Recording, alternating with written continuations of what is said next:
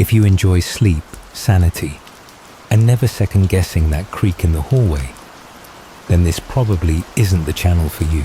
But if you're like me and think psychological trauma pairs nicely with a midnight snack, go ahead and subscribe. And drop a comment telling me what normal noises you ignore at night.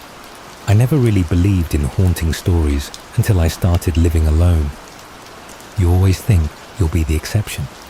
The guy who rolls his eyes at creaking doors and bumps in the night. That is, until it starts happening to you. My name's Evan. I'm 29.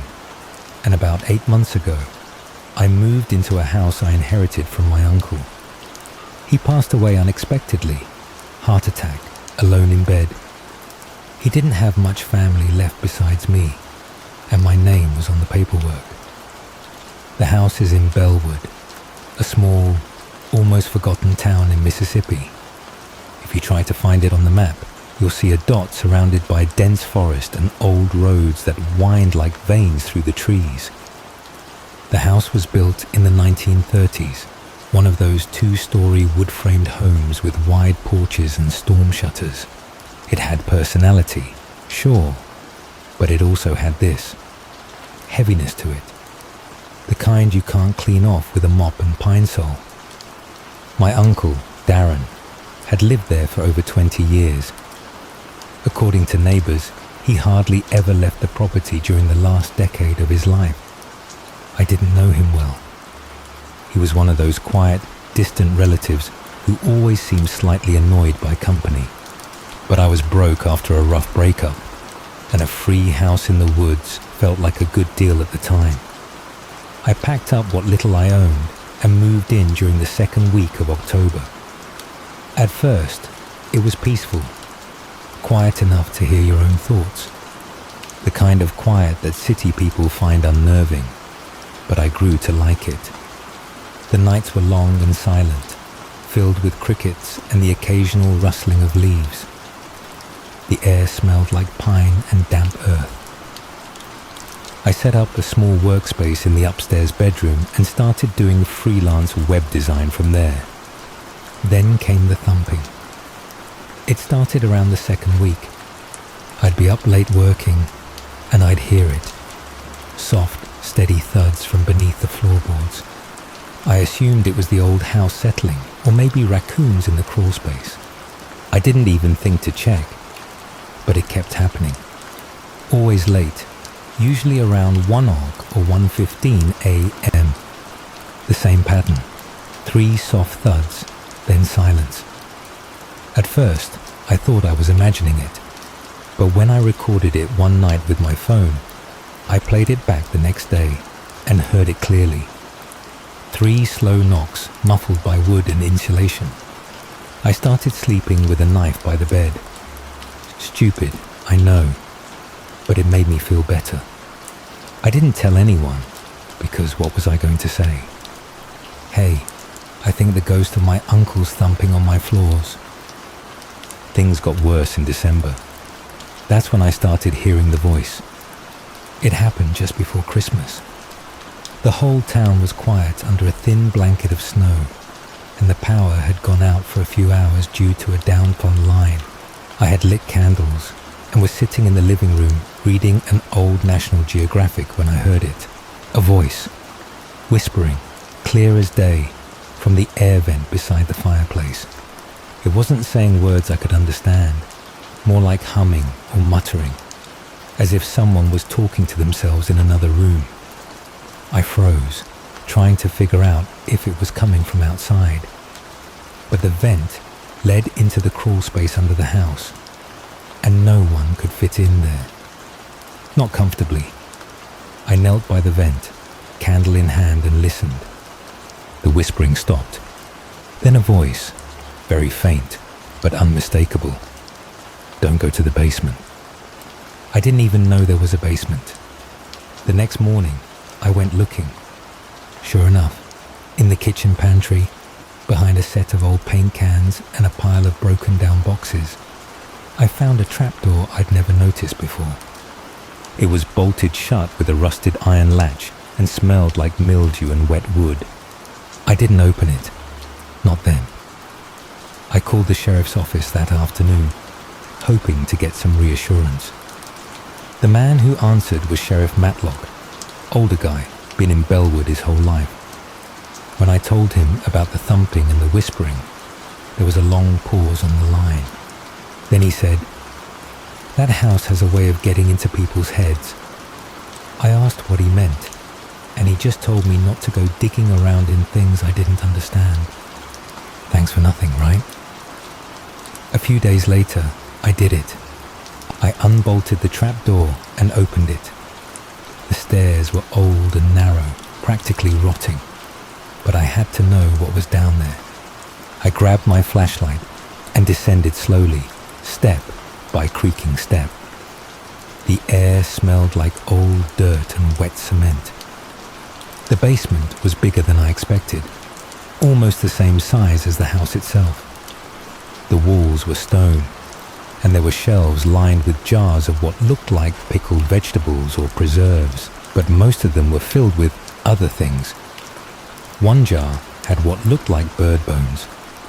Another had something cloudy floating inside, maybe a drowned mouse. Another was full of what I swear looked like teeth. Human teeth. I backed out of the room as quickly as I could and slammed the trapdoor shut. I felt sick for the rest of the day, like something had soaked into my skin just from being down there. That night, the voice came back. Not a whisper this time. It was clearer. It said, "He fed them, every winter." I didn't sleep. I started researching my uncle, trying to find anything about his time in Bellwood.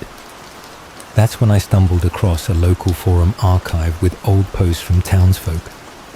One thread caught my eye. Strange disappearances in Bellwood. There were a few entries over the years, dating back to the early 2000s. All of them reported someone missing during winter. A drifter, a runaway, a transient worker. No bodies were ever found. No arrests. The posts always fizzled out, unanswered.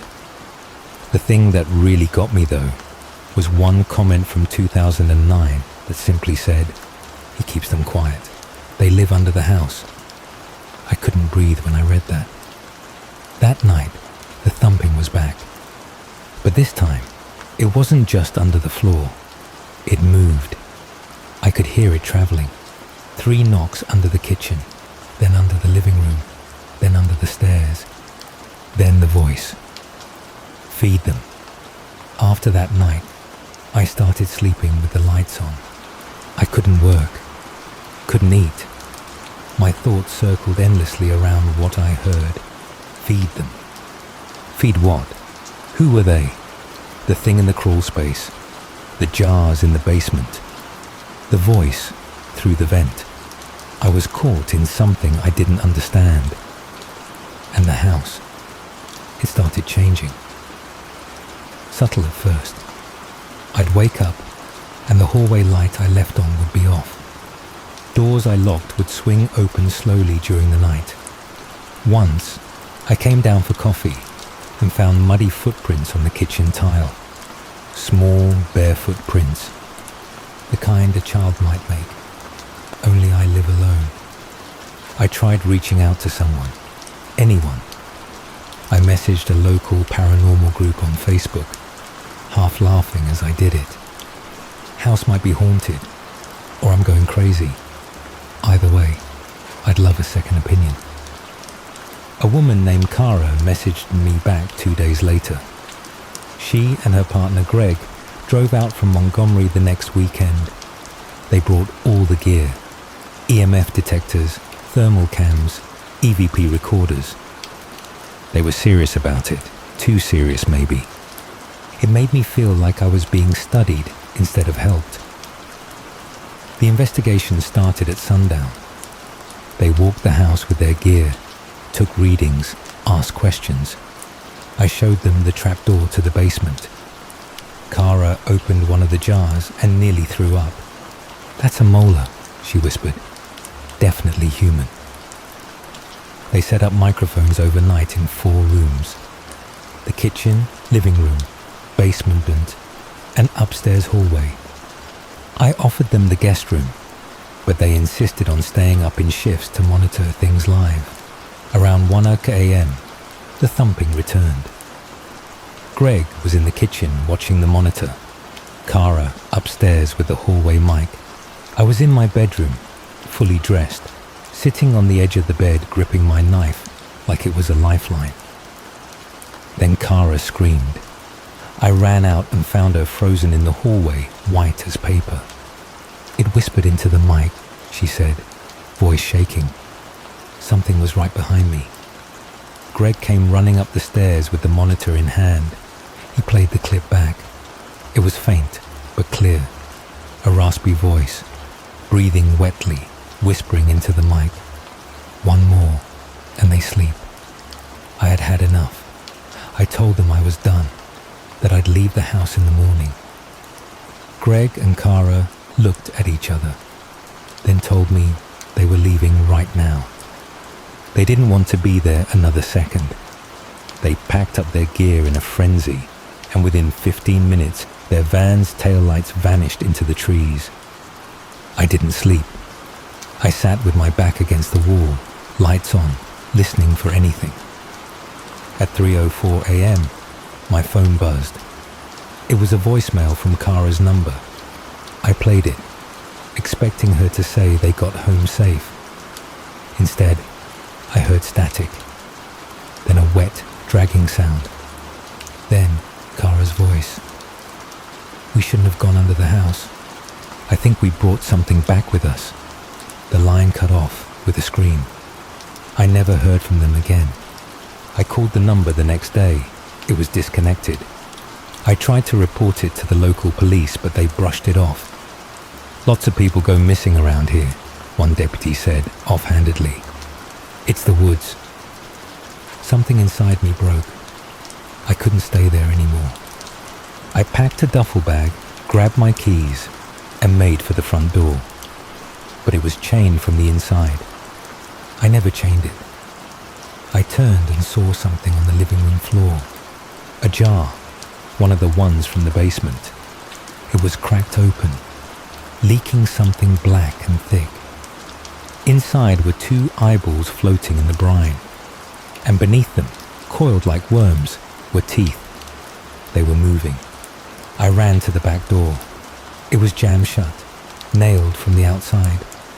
The windows, all painted over, smeared with something foul, like animal fat and ash. That's when I realized I was being kept in, like my uncle had been. The house didn't want me to leave. That night, I hid in the upstairs bathroom with the shower curtain pulled tight and my phone recording. I set it to live stream, thinking if I disappeared, at least someone would see what happened. The screen was dark, but the mic picked up everything. At 1:15 a.m., the thumping began. But this time, it wasn't under the floor. It was on the stairs. Step by step, something dragging itself up toward me. I held my breath. I didn't move. Then it stopped, right outside the bathroom door. For a long time, nothing. Then the handle slowly turned. I held the knife up, barely breathing. Then something spoke. Not from the hallway, but from the drain beneath the sink. Too late, you opened it. The doorknob clicked back into place. Whatever it was, it didn't come in. But the message was clear. I stayed locked in that room until sunrise. The next morning, the front door was wide open. No chain, no mud, no broken jars, just the empty house, silent as ever. I left everything and drove. Didn't even lock the door behind me. I stayed in a motel for a week, too scared to tell anyone what really happened. When I finally returned with my cousin and a locksmith, the house was quiet, still, like it had gone dormant. We cleaned it out, burned every jar in the fire pit out back, and sold the property for dirt cheap to some real estate investor who never once returned my calls after the sale. I live in a city now. I haven't heard the thumping since. But sometimes, when I'm lying in bed around 1:15 a.m., I think I hear a voice whispering from the vent above my head. You didn't feed them.